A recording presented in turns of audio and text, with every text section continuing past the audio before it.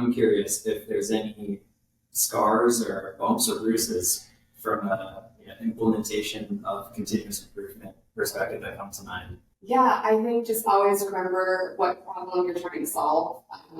I think something that came up recently, there's this famous quote that Einstein, like, if he had an hour to solve a problem, he would spend 55 minutes defining the problem and 5 minutes solving it. That recently came up in a conversation with us at work.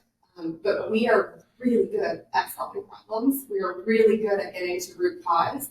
And what we struggle with sometimes is sustaining it. So even something that we all take for granted is like, oh, just if you understand the problem, everything becomes easy. That's not true for us. So really knowing who you are and what problems you're solving, you can't buy a solution from someone else if you don't understand what you need. So it's just remembering to keep asking and digging at that question, because if you get there, the solution is going to be really impactful. But if you take shortcuts, you might just come back. So. Hello, bots and thoughters. The team and I at Salient Process are thrilled to bring you a new special guest from the 2023 OpEx conference, Sarah Tilkens, who is not only GE Healthcare's Senior Manager of Operational Excellence, but also maintains a leadership and executive coaching practice as well. Our discussion traverses topics like her story and how she grew from a biology person to now leading operational excellence at GE Healthcare, the importance of working with your operators on the floor in solving business problems, and of course, her special gifts that she has to offer the next crop of business leaders through her KPI Lab. I am thrilled to bring you all Sarah Tilkens from GE Healthcare. I sense that you've been this way, growth-oriented, helping people for quite a while. It didn't just come out of the blue. Am I right about that? Yeah, I think that's true. And how, if you could take me back to if there was a moment where you were like, I'd love to explore operational excellence, what was that moment, or was it more of an evolution? Yeah, well, I started as a kid who was just like obsessed with finding answers to stuff and like science and puzzles. Like, never did the dull thing, loved puzzles. Is that the biological science? Yeah, so I went to college for biology because I liked science. I did biomedical research for a couple years after college because I thought the thing I'm interested in is science. So like, I should do this for a career. And I was just like really out of place because it didn't match who I was. Like, I'm super extroverted. Yes, I like solving problems, but there's a lot of discipline in science that like didn't really align with me. Also, microscopes don't want to talk back. They don't talk back. And so it was really isolating and it was really repetitive. And so I learned a lot about scientific thinking, right? When I was in my organization, they were doing certifications for their lab quality people in Six Sigma. So I started to understand when I was like 20 what Six Sigma was and how you could apply it. And so it was like the blend of the scientific method with this discipline of analyzing data for improvement. It just always had me super curious. Then I went into customer service, I went into construction, I worked in construction project management for many years, but I was always the annoying person who was like asking, why are we doing it this way, and nitpicking process. I just wanted to fix everything. And then I just decided one day that I was going to work for GE Healthcare because I just felt like that was a place where I could be seen. Like this way of being, it's local in Milwaukee, huge reputation for Six Sigma, huge reputation for lean methodologies. Yeah, so pretty much started the internal black belt program. Yeah, exactly. So I got a black belt because my resume was bizarre and I didn't think that anyone would touch me with a 10-foot pole. So I paid for a black belt and I just networked and I had a couple different offers to get in. So I joined as a lean leader. I had no idea what lean was. So everything that I learned, I kind of learned internal. And it just felt like I found a language to describe my way of being that I just never had before. So that, again, you mentioned my need to improve. It was like, oh my God, here's a toolkit to do all of the things I would love to do. And it just helped it like make a lot of sense. Yeah, here's a toolkit, here's a place to hang those tools, and a space to use them. Yeah. I'm curious, you're leading operational excellence at GE Healthcare. What does that look like? You mentioned bits and pieces of your training, skills, tools, methods. What does that look like on a daily, weekly, monthly, yearly basis? So it's really just solving problems and training problem solvers. So I think understanding the direction that the organization is going and being called to those big initiatives so that we can help solve problems. But something that I'm really passionate about is like I don't want to do the problem solving. I want to equip people with the capability to solve problems for themselves. And a lot of that involves figuring out who you are and how you like to solve problems, and then the tools come after that. So it's like finding that intrinsic motivation, and then helping unlock people to do their best work. That's amazing. It's such a theme here at OpEx this week. Not doing the lean work yourself as a practitioner, as a black belt. You can do it, but what would that do for the rest of your organization if you do it yourself? Inspiring maybe the next generation of belts to do it themselves, more so empowering the next generation of belts to do it themselves, has such a longer lasting, almost generational effect on not just the outcome, but the organization and the development of that organization. I'm really excited and motivated by how important people and people development is in continuous improvement. I think there's misconceptions out there where operational excellence and continuous improvement is just strictly about problem solving, doing your discovery, understanding the problem, ideating on solutions, prioritizing them, implementing them, moving on to the next one. But it goes so much farther beyond that into this world of leadership and people development that's really cool and important, I think, to underscore. You've probably been on a number of fun projects, either at GE or previously. I'm curious, what are some of your favorite projects you've been involved with? What was it like when you got assigned that project? What was the situation going into it? What happened, and kind of what was the result? I think the most fun projects that I've ever done are the ones that I've chosen, not that I've been assigned to. Yeah, there's something to that. Yeah, but I don't know, one that was like actually really easy to solve, but it still just comes to front of mind is we were just having an output issue where essentially, let's say we had to get 100 through a machine and we were getting 50. And all of the math and all of the tools verified that we had all of the capability in the world to achieve the results, and nobody could figure out why we couldn't get there. So I just sat and talked to our operators. We're a union environment.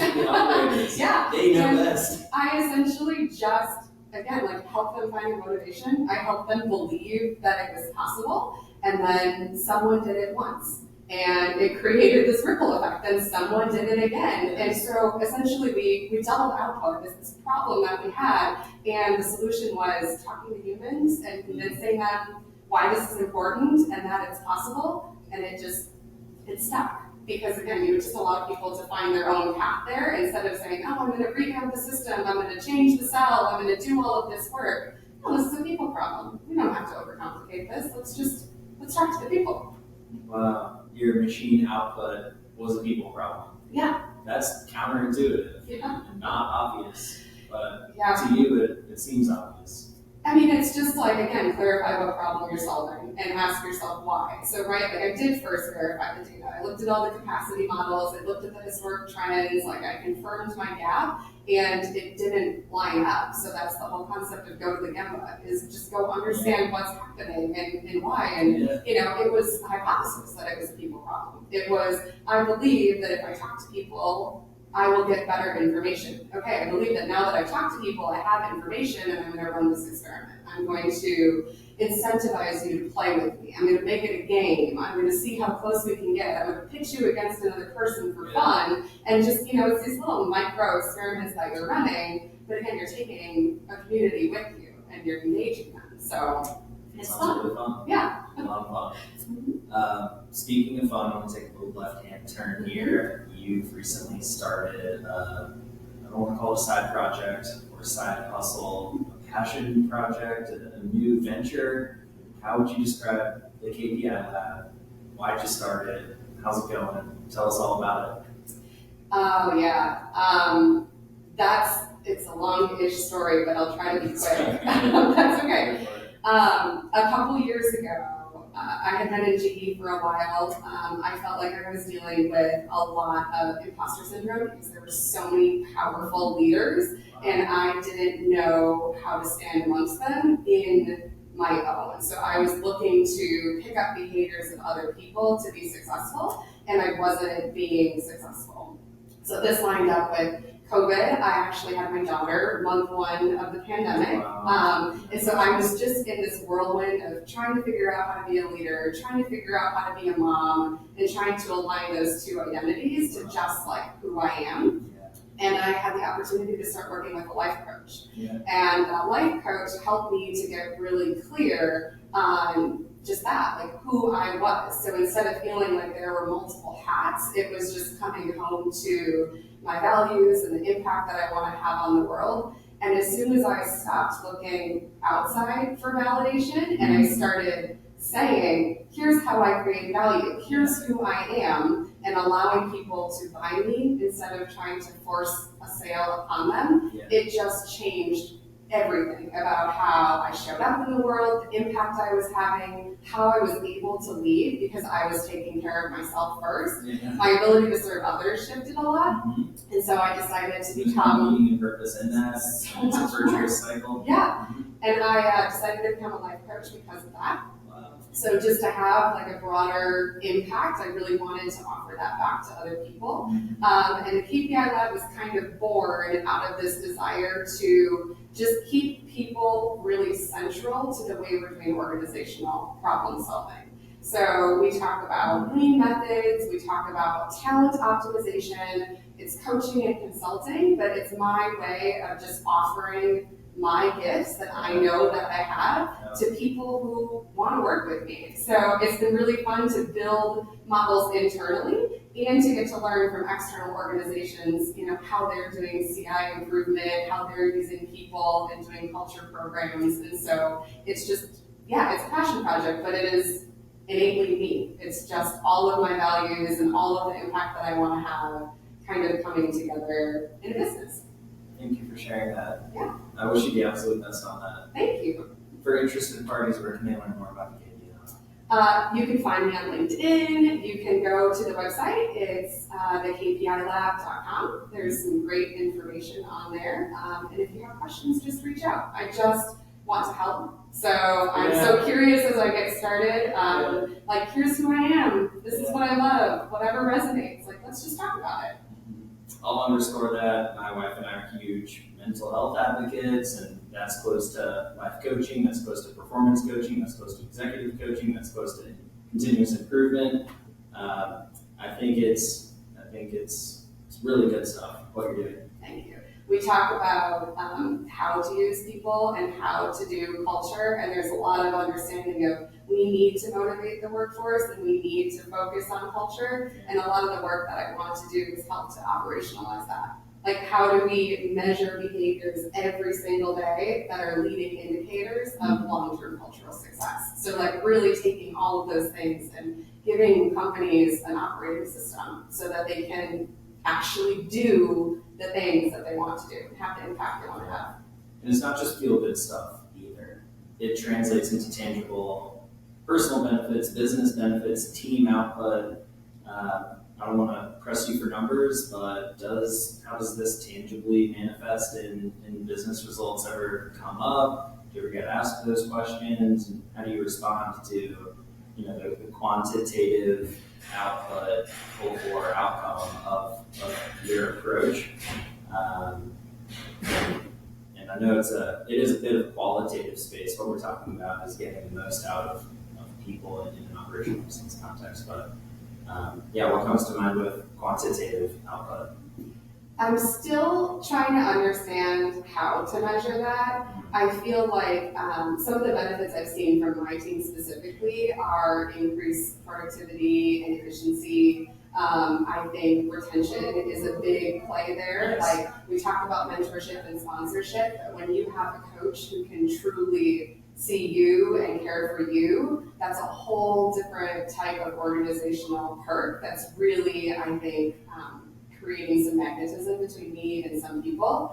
I think for the people that I support, it's again a retention play primarily and a productivity play. So when working with a coach, what I do with my clients is again, I help them find their special. And so their ability to advocate for themselves, to play the right role for their organization changes. So you might have a really great quarterback who right now is in the position of a kicker. So it's like helping people to understand who they are, and then again, advocacy so that they want to serve you, they want to be here, but let them do so in a way where they can create more and more value. So TBD, and how to vision that. I completely get that. I'm wading into gray territory here with our business audience, but if anyone is asking about what's the quantitative value of what we're talking about here, then they're probably not for us. Anyways, it's very intuitive, the value of what we're talking about here.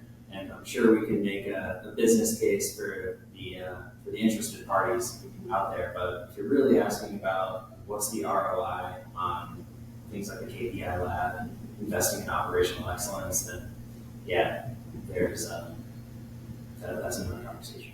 There's an interesting study I'd be happy to share with you if you want to offer it to your audience, but the executive coaching firm that we brought in to work with us at GD Healthcare did a case study on what that actually offered to the leaders, and I mean, extreme promotions, extreme opportunities. So again, there are some quantitative figures in there. I mean, for me personally, my income has increased by 60%. Nice. Since just starting to go through that internal transformation, because again, if you know who you are, you can offer yourself in a deeper way. You can create more value for the right people. So it's just taking, instead of shining your light all over the place, it's like harnessing that energy and just like focusing and creating a different, deeper type of value. So yeah, that's you have to share that. Thank you. That's all good stuff. Please do put it in the show notes here. Rapid fire question time for you. Correct. I'm curious if there's any scars or bumps or bruises from a implementation of continuous improvement perspective that come to mind. Our listeners could really benefit from lessons learned as they go about this work within their organizations.